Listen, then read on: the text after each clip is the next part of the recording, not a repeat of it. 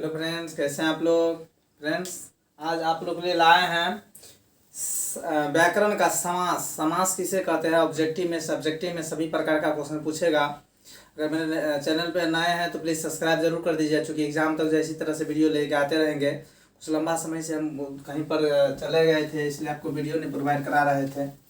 आज से फिर कराते ही रहेंगे और एग्ज़ाम तक जो है नए नए टॉपिक लेकर के आते ही रहेंगे। मैथ मेरा सारा ऑब्जेक्टिव सब्जेक्टिव सब वीडियो अपलोड है, आप जा करके देख सकते हैं सभी वीडियो को। आज हम आप लोग के लिए लाए हैं व्याकरण का। व्याकरण देखिए, इसका दो फायदा है। अगर मैथिली आप रखे हैं तो मैथिली में भी आपका फायदा है, चूँकि व्याकरण से पूछता है। जैसे मान लीजिए कुछ ऐसा उदाहरण दे देगा, जैसे मान लीजिए सीताराम या लोटा डोरी या भात दाल, या कौन सा समास है, ठीक है, या कौन सा समास है, यह कैसे हम पता करेंगे। तो यह समास आज हम पढ़ाना चाहते हैं, समास पढ़ा रहे हैं। थोड़ा ध्यान से देखिएगा। क्वेश्चन है समास किसे कहते हैं, ध्यान से देखिएगा। टॉपिक आपका समास है, ठीक है। समास, समास किसे कहते हैं।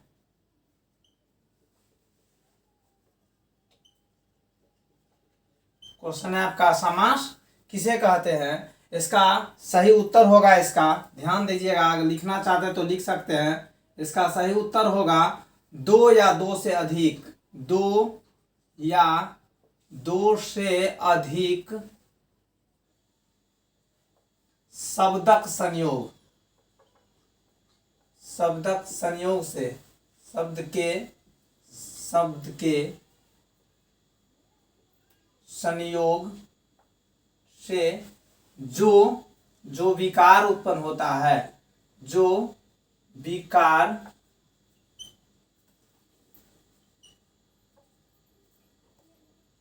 उत्पन्न होता है उसे समास कहते हैं, उसे समास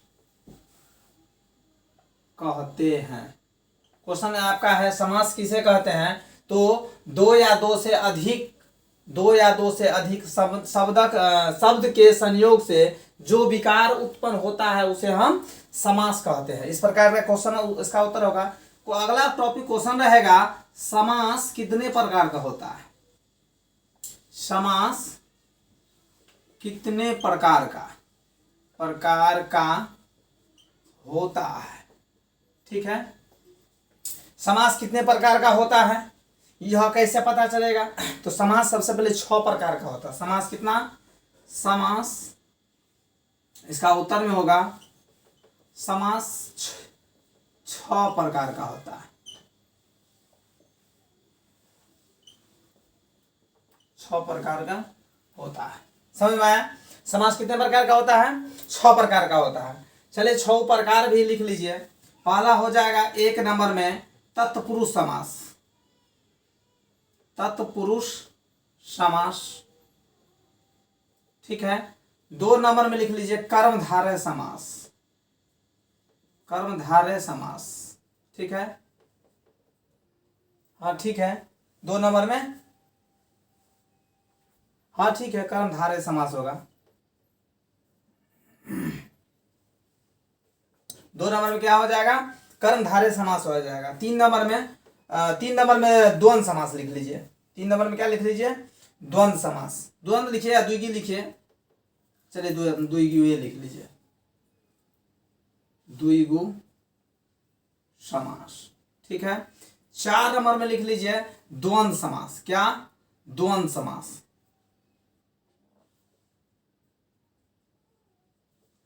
दो होगा, द्वंद्व समास, ठीक है। 5 नंबर में लिख लीजिए, 5 नंबर में आपका हो जाएगा कर्मधारय समास लिख लीजिए। कर्मधारय नहीं हुआ है, कर्मधारय हो गया है। 5 नंबर में बहुव्रीहि लिख लीजिए, बहुव्रीहि समास, ठीक है। और 6 नंबर में अव्यय भाव लिख लीजिए, अव्यय भाव समास। देख लीजिए 6 प्रकार का होता है समास। 6 को प्रकार लिख चुके हैं हम। 1 नंबर में आपका हो गया तत्पुरुष समास। समास सबसे पहले कितना प्रकार का होता है, 6 प्रकार का होता है। 1 नंबर में तत्पुरुष समास हो गया, 2 नंबर में कर्मधारय समास हो गया, 3 नंबर में द्विगु समास हो गया, 4 नंबर में द्वंद्व समास हो जाएगा, और 5 नंबर में हो जाएगा आपका बहुब्रीहि समास हो जाएगा, और 6 नंबर में अव्ययभाव समास होगा। अब 6 का जो है उदाहरण सहित जो है आपका परिभाषा बताना चाहते हैं, ये भी आपका एग्जाम में पूछ सकता है। तो सबसे पहले समास किसे कहते हैं समझ में आया। समास कितने प्रकार का होता है, तो 6 प्रकार का होता है। कौन कौन होता है, 6 प्रकार का जो होता है, पहला में है तत्पुरुष समास है, दूसरा में कर्मधारय समास है, तीसरा में द्विगु समास है, चौथा में है द्वंद्व समास है, और 5वां में बहुब्रीहि समास है, 6ठा में अव्ययभाव समास है। ठीक है, इसको नोट कर लिए, नोट करते रहिए आप लोग। चलिए इससे आगे हम चलते हैं। समास के सबसे पहले सभी का परिभाषा हम आपको बताना चाहते हैं। ठीक है, सबका परिभाषा बताना चाहते हैं। सबका परिभाषा पहले है तत्पुरुष समास। पहला क्या था, तत्पुरुष समास। हम इसका परिभाषा बताना चाहते हैं। तत्पुरुष समास किसे कहते हैं, क्वेश्चन क्या है, तत्पुरुष समास। क्वेश्चन है तत्पुरुष समास। तत्पुरुष समास देखिए, ऐसे डैश दे दीजिए, क्वेश्चन तो आपका था ही। तत्पुरुष समास किसे कहते हैं, ठीक है, या लिख लीजिएगा, लिख लीजिए, तत्पुरुष समास किसे कहते हैं, क्वेश्चन है आपका।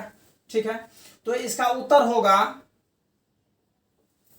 तत्पुरुष समास क्या है यानी किसे कहते हैं, इसका उत्तर होगा जो समास, जो समास,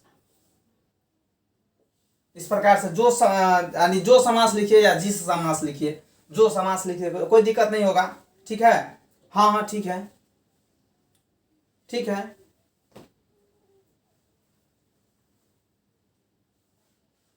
हाँ ठीक है। जो समास का दोसर पद, दूसरा पद लिख लीजिए, दूसरा पद प्रधान हो, प्रधान हो, उसे तत्पुरुष समास कहते हैं। तत्पुरुष समास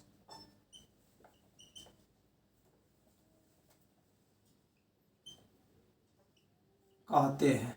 ठीक है, क्वेश्चन क्या है, जो तत्पुरुष समास किसे कहते हैं, तो जिसका दूसरा पद क्या हो, प्रधान हो, उसे हम क्या कहेंगे, जिसका दूसरा पद प्रधान हो उसको हम कहेंगे तत्पुरुष समास। जैसे में एग्जाम्पल अगर पूछे देगा, कहेगा जैसे कैसे होगा, तो गंगा जल, क्या हो जाएगा एग्जाम्पल में, गंगा, गंगा जल। ठीक है, लिख लीजिए, गंगा जल। मतलब अर्थात में अगर कहेगा तो गंगा का जल, क्या, गंगा का जल। ठीक है, यह जल जो है यहाँ प्रधान में, दूसरा पद प्रधान है, गंगा का जल प्रधान है, इसलिए जिसका दूसरा पद अगर प्रधान हो तो वैसा समास को क्या कहेंगे, तत्पुरुष समास कहेंगे। ध्यान रहे। चलिए इसका दूसरा है, इसका दूसरा में हो जाएगा, ये पहिल था, इसका दूसरा है, दूसरा आपको लिखाए थे कर्मधारय समास। क्या लिखाए थे, कर्मधारय समास। ठीक है, कर्मधारय समास किसे कहते हैं, किसे कहते हैं। ठीक है, ध्यान रखिए, जो यह क्वेश्चन सब आपको एग्जाम में रहेगा, कौन सा समास कैसा है नहीं है, किसमें कौन सा उदाहरण होगा, यह सभी हम बात आपको बताना चाहते हैं। जो एग्जाम्पल पूछेगा आपका उत्तर में है इसका होगा। सबसे पहले कर्मधारय समास किसे कहते हैं, क्वेश्चन क्या है, कर्मधारय समास किसे कहते हैं। ठीक है, तो इसका उत्तर हो जाएगा जिस समास में पहिल पद, क्या, पहिल पद विशेषण, क्या हो जाएगा, पहिल पद जो है विशेषण, पहिल पद विशेषण तथा दूसरा पद विशेष से हो, विशेष से हो या विशेषता बताता हो, उसे कर्मधारय समास कहते हैं। कर्मधारय समास कहते हैं। ठीक है, देख लीजिए, कर्मधारय समास किसे कहते हैं, तो जिस समास के पहला पद, पहिल पद जो है विशेषण तथा दूसरा पद जो है विशेष से हो, तो उसे हम क्या कहेंगे, कर्मधारय समास कहेंगे। उसे क्या कहेंगे हम, कर्मधारय समास कहेंगे। ठीक है, इसका एग्जाम्पल ले लीजिए, जैसे में त्रिलोकी ले लीजिए। त्रिलोकी क्या है इसका एग्जाम्पल, त्रिलोकी लीजिए। तीनों लोकों का नाथ कहिए, त्रिलोकी को तीनों लोकों का नाथ कहिए। ठीक है, यह तीनों लोक जो है विशेषण हो गया, और नाथ सिर्फ क्या विशेषता बताता है, किसका, तो नाथ का विशेषता बताता है, इसलिए त्रिलोकी लिख लीजिए। त्रिलोकी मतलब तीनों लोकों का विशेषता बताता है। चलिए, इसका आगे हो गया आपका 3 नंबर में आइए, क्वेश्चन नंबर 3 में आइए। 3 में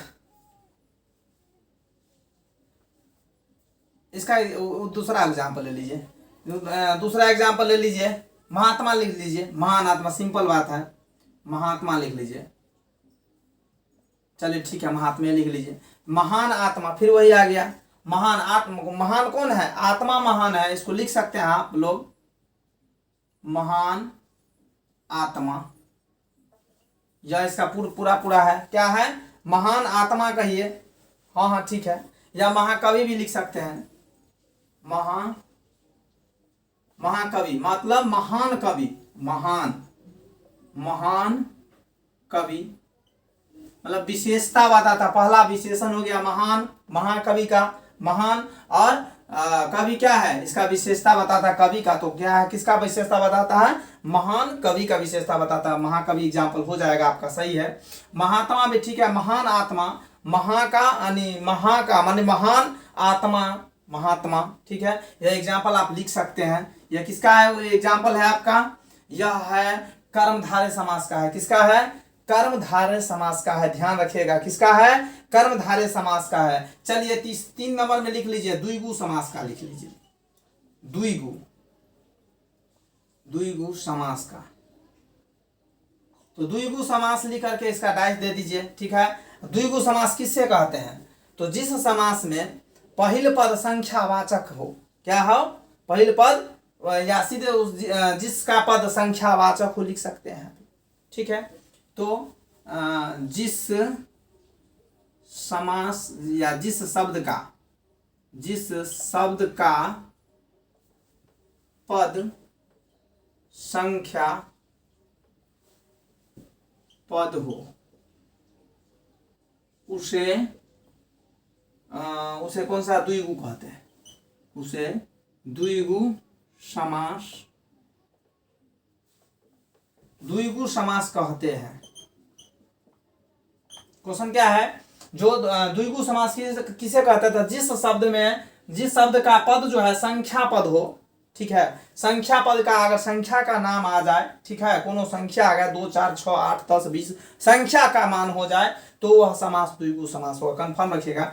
जैसे मैं आपका एग्जाम्पल अगर पूछ दे, जो जैसे कहेगा क्या होगा, जैसे बताइए, तो इसका बहुत सारा एग्जाम्पल होगा। त्रिलोकी लिख लीजिए, इसमें हो जाएगा त्रिलोकी, मिस हो गया था, त्रिलोकी लिख लीजिए, या चतुर्भुज लिख लीजिए, चतुर्भुज लिख लीजिए। ठीक है, उसके बाद चतुर्भुज के बाद हो जाएगा द्विपद हो जाएगा। ठीक है, त्रिलोकी तो ही गया, चतुर्नाथ हो जाएगा, कुछ हो जिसका पद संख्या का पद हो। ठीक है, वैसे समास को क्या कहेंगे हम लोग, द्विगु समास कहेंगे। क्या कहेंगे, द्विगु समास कहेंगे। चलिए, हमारा अभी 3 ठो हुआ है, 3 ठो अभी और बाकी है। ठीक है, देख लिए, इसको उतार लीजिए। हाँ ठीक है, चलिए इसे आगे हम बढ़ते हैं। द्विगु समास हो गया। चलिए, इसके बाद हम चलते हैं आपका द्वंद्व समास पर चलते हैं। क्यों, कौन सा समास पर, द्वंद्व समास पर चलते हैं। द्वंद्व समास किसे कह देंगे। ठीक है, द्वंद्व समास किसे कहते हैं, इस पर चलते हैं, आप लोग पढ़ते रहिए। क्वेश्चन है आपका द्वंद्व समास, क्या है क्वेश्चन, तो द्वंद्व समास किसे कहते हैं, द्वंद्व समास किसे कहते हैं,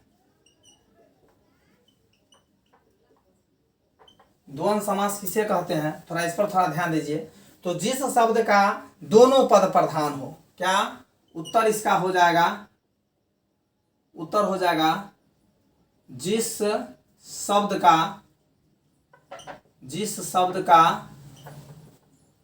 दोनों दोनों पद क्या हो जाए, दोनों पद प्रधान हो जाए, प्रधान हो, उसे द्वंद्व समास कहेंगे, उसे द्वंद्व समास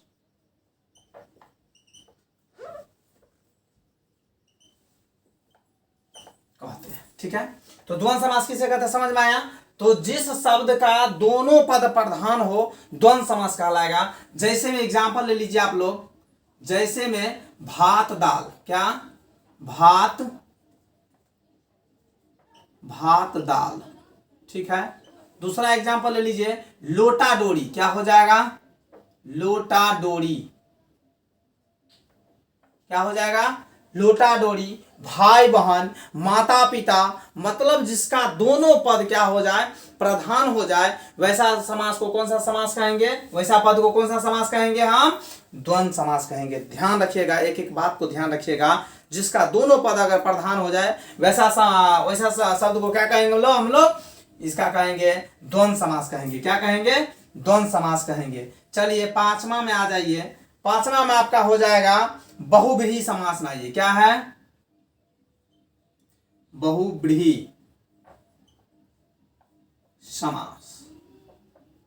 क्वेश्चन क्या है, बहुव्रीहि समास किसे कहते हैं, किसे कहते हैं। ठीक है, क्वेश्चन क्या है आपका, क्वेश्चन मार्क है बहुव्रीहि समास किसे कहते हैं। क्वेश्चन क्या है, बहुव्रीहि समास किसे कहते हैं। तो जिसका उत्तर है, उत्तर हो जाएगा जिस शब्द का, जिस शब्द का कोनो पद, कोनो पद क्या है, या किसी या कोई पद, सॉरी कोनो नहीं, जिस शब्द का कोई पद जो है प्रधान न हो, जिसका कोई पद जो है प्रधान नहीं हो, और